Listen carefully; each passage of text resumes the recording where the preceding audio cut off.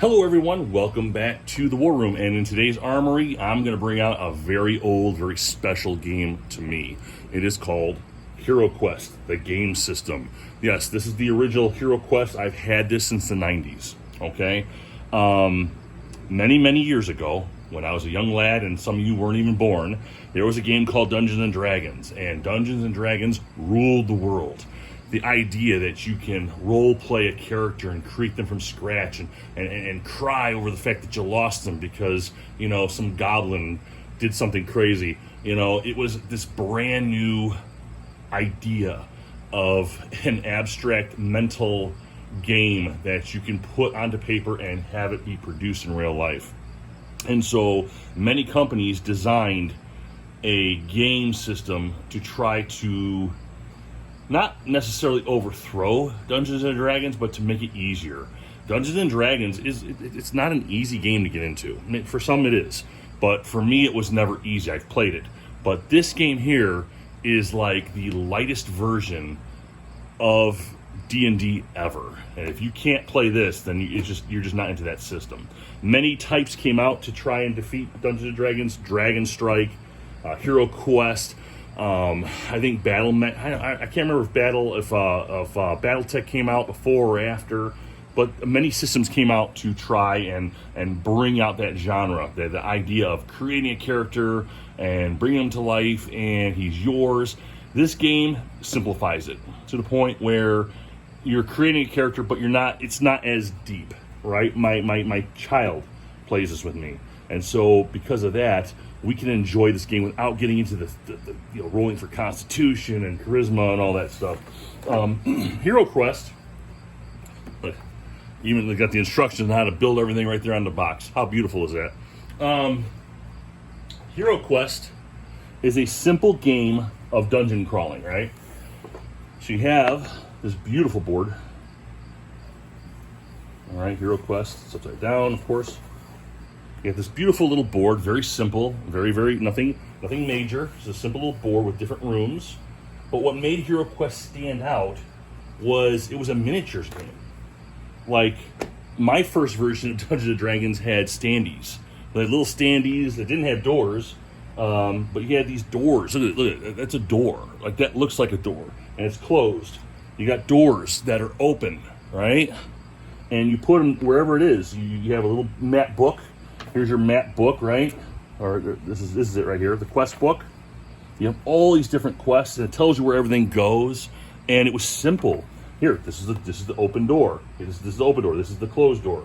And you had cards for monsters, and that's how you told what their strength was and what their weaknesses were. Here, this is the gargoyle. Okay, he has mind points. That's for your magic and stuff. Very simple. Everything was just simple. Like, how do we get these people to play this game as fast as possible? And look at these dice, all right? You got attack dice, which are with skulls. This is the first time I ever saw dice when I was a kid that had not pips on them, right? So for me, that was brand new. You can find artifacts, different artifacts. They could be something in the game that give you a little bit of an advantage, or you can sell at the tavern in between games. You had cards for spells, earth spells, water spells. If you were the magician, or the wizard, I should say, you got a bunch of these. If you were the elf, you got one of them. All right, so you had to split the group. If you're going to use the water spell, you got chaos spells. That was usually the bad guys' spells. Movement was your typical, you roll the dice, and then you move that many. So that was that old school, roll the dice and move, Milton Bradley, classic type thing here. Here's your armory. This is how you can sell stuff. And look, it had a cost. You find an extra, dagger, you can sell it, make some money, and you can buy more stuff. Really simple. Here is your screen, your DM screen, right? Love it. Look at that. It has all your information you need on there, and literally every bit of information you need is right here. You don't need to buy those big elaborate screens that you see. Look at those skeletons. Those are skeletons, bro. That's awesome. Oh, there's little skeletons. I never tried to paint them. I just couldn't bring my heart to do it.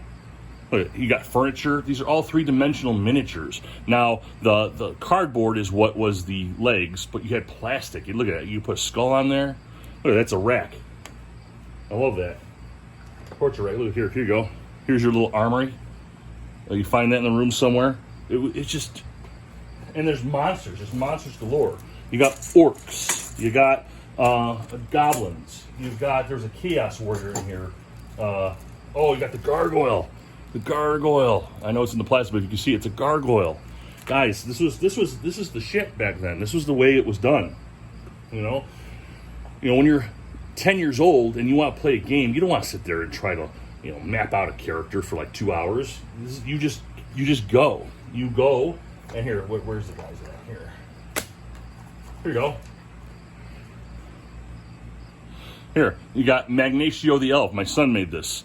This is his elf. We still have the game going, right? Magnatio the elf.